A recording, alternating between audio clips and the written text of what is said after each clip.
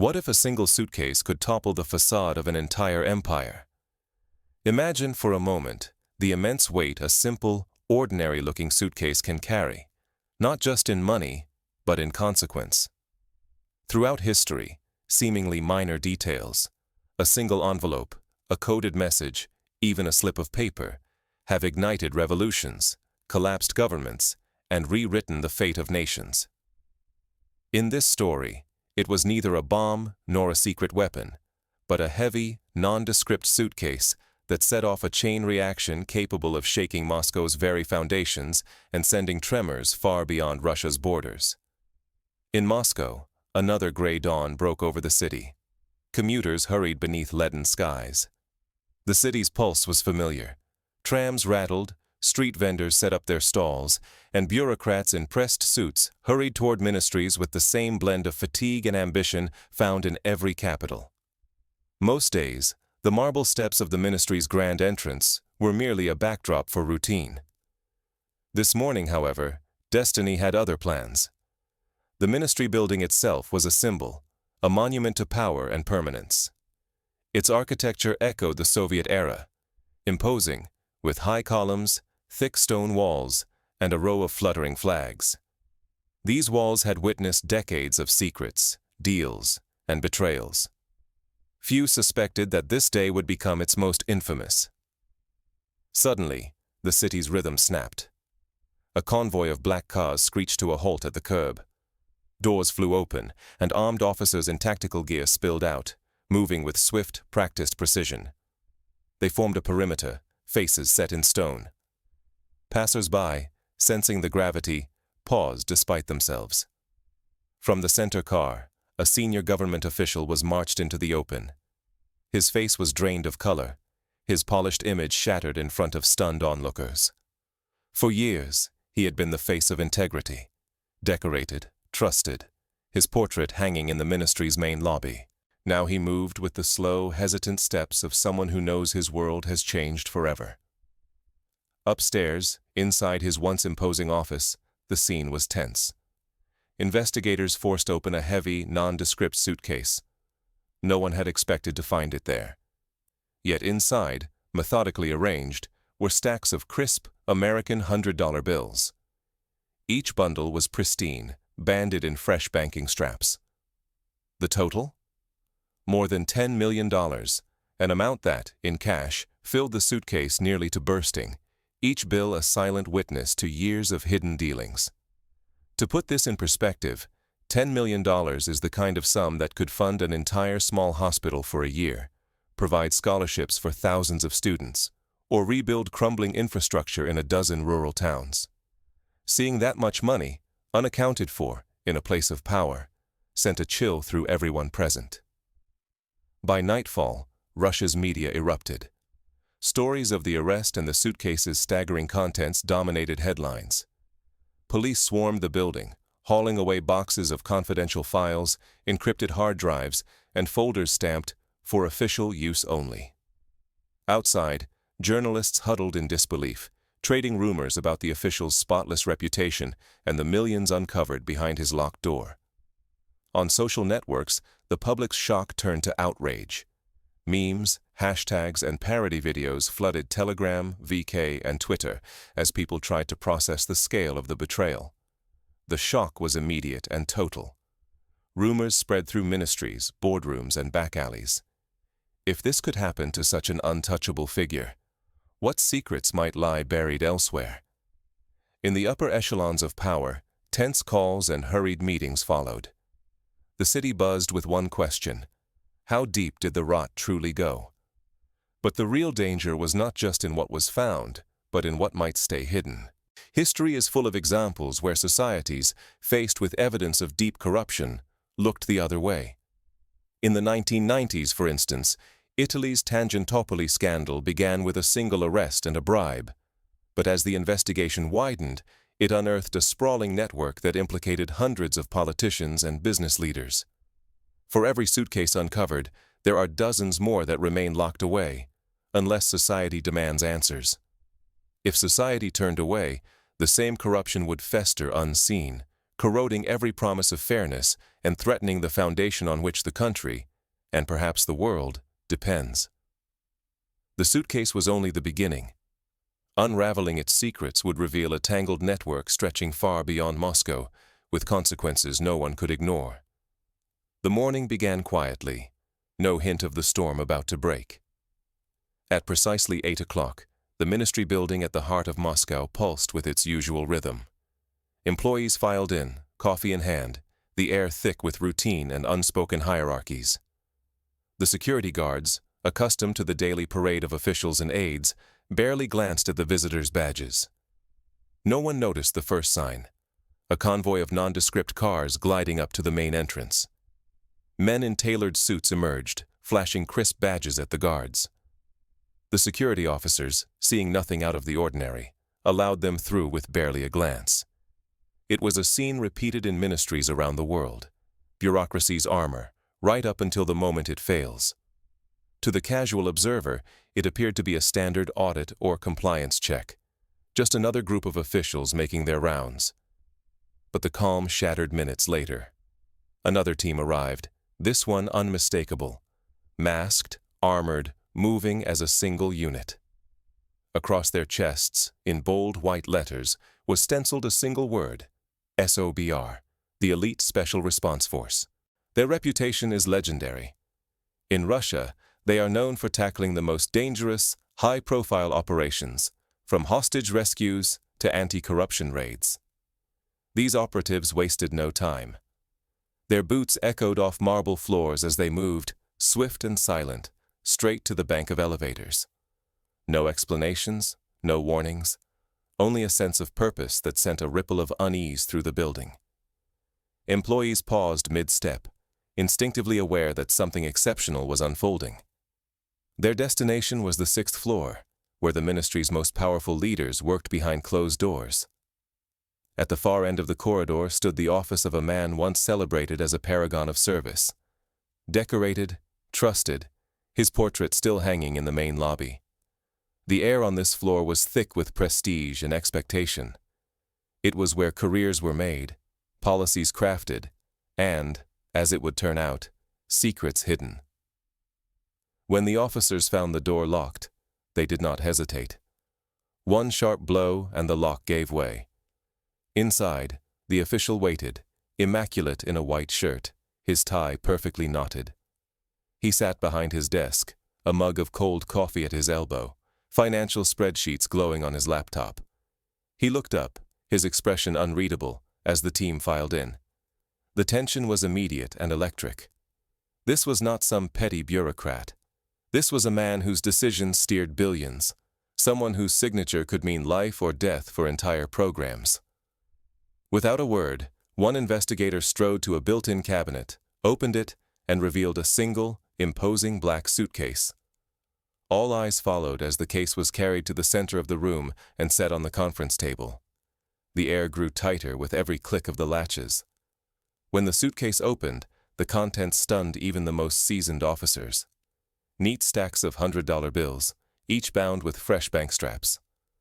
The sight was surreal, almost cinematic, money so pristine it seemed unreal. For a moment, it was as if time itself held its breath. A hush fell.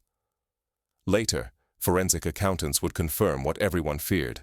The total exceeded $10 million, all in cash. Cameras recorded every moment, from the forced entry to the methodical counting of the bills. This evidence was now impossible to erase or deny. In the world of criminal investigations, such clear material proof is rare. Often, cases hinge on digital records or hearsay. Here, the crime was literal, tangible in every crisp bill. By midday, rumors began to roil the city. Anonymous telegram channels buzzed with snippets of video, masked officers, piles of cash, a pale official stripped of his jacket, staring at the growing mountain of money. Within a few hours, the scandal had erupted across every social platform. Shocked reactions, speculation, and disbelief spreading faster than the news itself. Such was the power of modern communication. In the past, it might have taken days or weeks for the truth to spread. Now, it happened in hours. The capital became a cauldron of whispers. Reporters clustered outside the ministry, their voices urgent as they relayed updates to hungry editors. Inside, stunned employees gathered in break rooms and corridors, struggling to accept what they had witnessed. Some secretly filmed the chaos from behind half-closed blinds. Others could only watch, silent and shaken, as a man once lionized was led away. As the story rippled outward, the true magnitude of the stakes came into focus. The credibility of entire ministries, the futures of countless officials, and even the image of the nation itself now hung by a thread. With such a staggering fortune uncovered, no one could say who might be implicated next, or how deep the network of corruption truly reached. The very legitimacy of government was on trial. Yet as the initial shock faded, a single question echoed through every office and alleyway. Was this the work of a solitary dishonest man, or had investigators merely exposed the tip of something far more dangerous, an invisible web of power, money, and betrayal? But what lay beneath the surface of this singular arrest? The answer would unravel a conspiracy stretching far beyond Moscow's walls. The suitcase was only the beginning. Beneath the surface, a much darker story was waiting to be found. Inside the minister's office, investigators uncovered not just stacks of cash, but a trove of secrets. There were folders stamped for official use only, laptops filled with encrypted files, and USB drives brimming with guarded data. Coded ledgers hinted at shadowy deals, each entry a breadcrumb pointing to something far bigger than a lone bribe. This was evidence of a hidden machinery, an entire system engineered to hide the flow of money and power. The roots of the scandal stretched back months before the raid. Investigators, operating quietly, mapped a maze of financial tricks. They followed the money as it slipped through fake contracts, consulting gigs, IT support, and other deals that looked harmless, but were shells for laundering funds. Each payment jumped through layers of front companies, crossing borders, and finally settling in private accounts scattered from the Mediterranean to East Asia. This method of moving illicit money is hardly new. In the 1980s, the infamous Banco Ambrosiano scandal revealed how Vatican-linked bankers laundered millions through shell companies, offshore accounts, and fake invoices. The mechanics are often the same: legitimate-sounding services, complex ownership structures, and a paper trail designed to confuse and deter investigators. Everywhere, faceless middlemen kept reappearing. Their names never made headlines, but their signatures sealed crucial transactions. Many company addresses led to empty rooms or mailbox shops, leaving only paper trails behind. Offshore banks in Europe and Asia processed suspicious transfers, some worth tens of millions, flagged by auditors who sensed something was wrong. The scheme's reach spanned continents and governments, far surpassing Moscow's inner circle. Digital forensics teams pored over seized devices. They cracked passwords and decrypted chat logs, unearthing lists of names, coded payments, and transaction numbers that matched flagged transfers in foreign audits. Each breakthrough revealed fresh layers, a network protecting not just politicians, but also families, business partners, and trusted facilitators deep inside and outside government. The complexity was staggering. Fake IDs, code words, burner phones, and even handwritten notes in invisible ink. As the raid made headlines, panic rippled through government offices. Senior officials resigned in waves. Crisis meetings replaced normal routines. Overnight, new security checks were enforced. The shock was not just about one minister. It was about the collapse of a secret structure that had supported careers, fortunes, and silent alliances for years. The mood was reminiscent of Watergate's fallout in 1970s America, when the exposure of a single break-in led to the unraveling of a presidency and a sprawling web of cover-ups. Then, uncertainty crept in. Whispers spread. Was the suitcase genuine, or was it planted to destroy a rival? Some insiders claimed it was a setup, an elaborate trap designed by hidden enemies to settle old scores or shift the balance of power. Was this true justice unfolding, or just one more move in a ruthless internal game? In Soviet times, such accusations were common. Purges often began with a single dramatic arrest, but the motivations behind them were anything but transparent. With every revelation, the stakes mounted. This was not simply a story of one official's downfall. Whole family dynasties, entire political factions, and the fragile trust underpinning the nation's international standing now hung in the balance. The deeper the investigators dug, the more interconnected the web became. A network with the power to shake not only Moscow, but global markets and alliances as well. But the investigation was far from over. The next breakthrough would emerge from an unexpected source, one that no one, not even the masterminds, had seen coming. The money trail now leaped across borders, and soon the entire world was paying attention. In Moscow, investigators pry open the infamous suitcase of cash. Far away, in cities like Zurich and Vienna, alarm bells ring as compliance officers spot a string of baffling wire transfers. Swiss, Austrian, and Cypriot banks confirm the same pattern. Consulting contracts that look utterly fake, tied to the same handful of account numbers. These accounts quietly shuttle tens of millions from Russian public coffers into shell companies with no staff, no real business, and no purpose but to hide the loot. European governments react without hesitation. Within a single day, financial watchdogs in Germany and France launch urgent probes. They freeze suspicious assets and summon prosecutors. Back in Russia, the authorities tighten their grip. Raids sweep through luxury apartments, arrests multiply, and interrogations stretch late into the night. Yet the more evidence they seize, the deeper the questions become. Then comes another shock. Journalists, working from secret leaks, publish banking records and private photos. The disgraced official is caught on camera at sunlit Italian villas, shaking hands with shadowy foreign partners.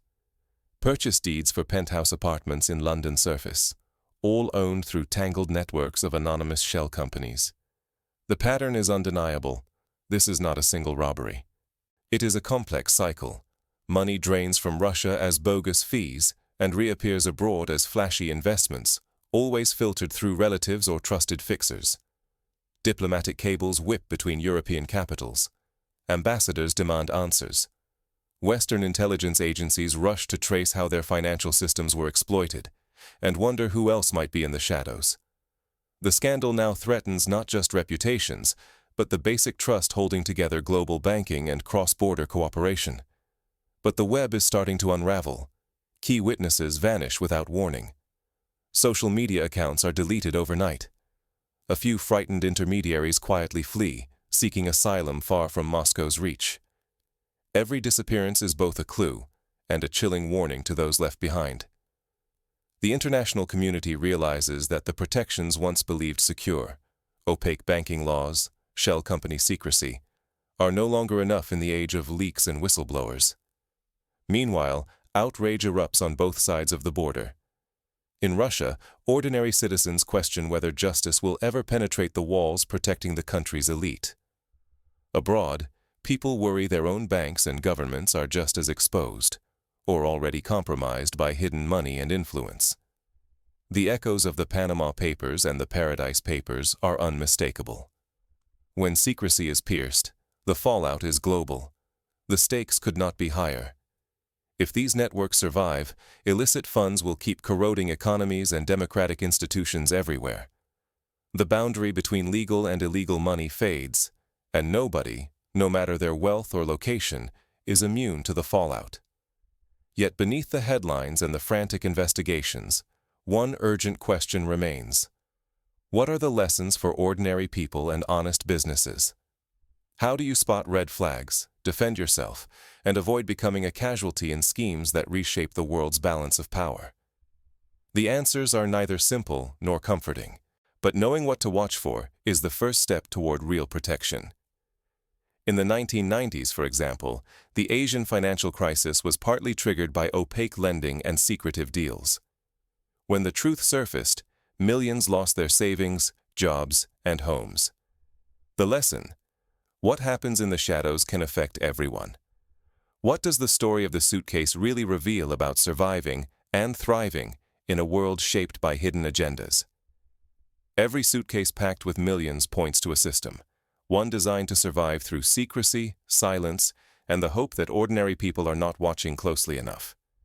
Corruption feeds on shadows. Wherever transparency and accountability are absent, corruption finds a home. It does not matter whether we are talking about a government in Moscow, a multinational bank, a family business, or a charity. No office, no sector, and no country can claim immunity. Consider the Enron scandal in the United States.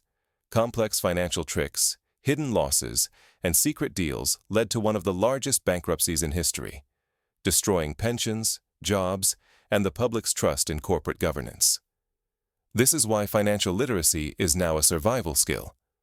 We all need to know how contracts are worded to conceal intent, how money can slip through quiet back doors, and why the official story is rarely the whole truth. Follow the flow of money, ask the uncomfortable questions, and never take anything at face value, even if it comes with an impressive stamp or signature. To illustrate, imagine a small business owner offered a lucrative consulting contract by an unfamiliar company. The terms are vague. Payment is routed through an offshore account. The promise of easy money is tempting, but the risks are enormous. Money laundering charges, tax issues, and personal ruin. Always verify your counterparties. Insist on transparency, even if it means walking away from a deal. Protecting information is about more than bravery. It takes strategy.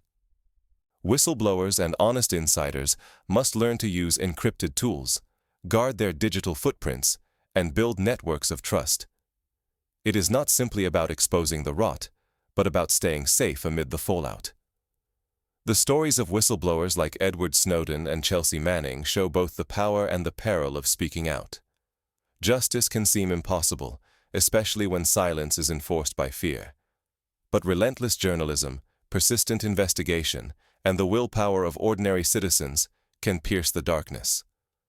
Sometimes change is glacial, sometimes explosive.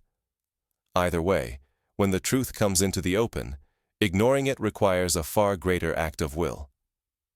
For companies and organizations, strong compliance is not a box to check. Real ethical policies are a shield, sometimes the only one. A single suitcase, a single leak, or a single reckless payment can shatter reputations and erase decades of effort. The price of ignoring these risks is almost always greater than the cost of prevention. The Volkswagen emissions scandal, for example, showed how cutting corners and hiding the truth can cost billions and destroy a legacy overnight. As individuals, we must become our own first line of defense. Learn how money disappears, through shell firms, fake consulting agreements, and suspicious contracts. Remember that scams often wear the mask of opportunity, and that your finances, your name, and your future are always on the table. Never be afraid to ask questions, no matter how uncomfortable. If we refuse to learn from these cases, we leave ourselves exposed to lost fortunes, broken trust, and a world where justice means nothing. The suitcase was seized, but the larger question is what comes next, and whether we have the courage and the wisdom to write our own ending. But the suitcase is only the beginning. To understand what truly happened, and how it could happen again, we must look deeper into the machinery behind the scandal. In this world, a suitcase stuffed with millions can appear in any city at any moment. What will you do when another one surfaces, maybe closer than you think? This is not just a Moscow story. It is a mirror held up to every society.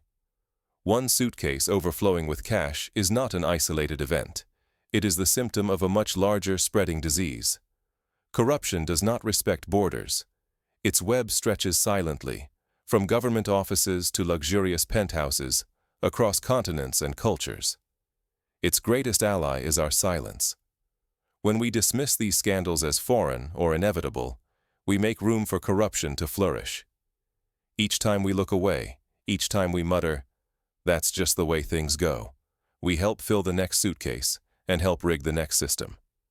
In countries from South Africa to Brazil, major corruption scandals have followed the same pattern: initial shock, public outrage, then slow forgetting. The only antidote is vigilance. This is not just about politicians playing games in distant capitals. Corruption like this infects everything: schools, hospitals, clean water, safe neighborhoods. It robs our futures, fuels inequality, and replaces hope with cynicism. The children who study in underfunded schools, the patients turned away from overcrowded hospitals, the families living without clean water, all pay the price for someone's secret fortune. Worse, unchecked corruption does not just steal money. It eats away at the idea of justice. The most toxic thing is not the millions changing hands in the dark, but the quiet that follows, the silence that invites it to happen again.